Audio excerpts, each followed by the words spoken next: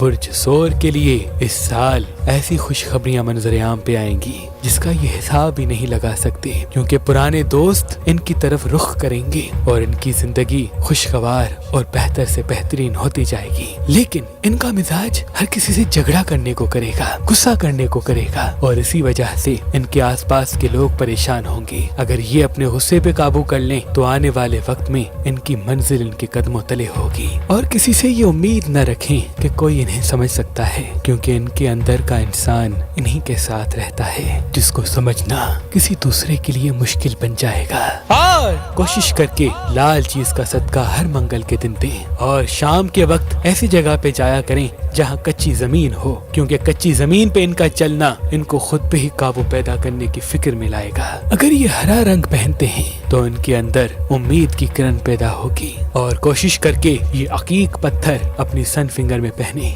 ہر برج کے ہر احساس کو ہم نے مہربان کیلنڈر میں بھی قلم بند کیا ہے۔ کس دن کس اسٹار پہ کون سا احساس حاوی ہوگا وہ آپ آرام سے دیکھ سکتے ہیں۔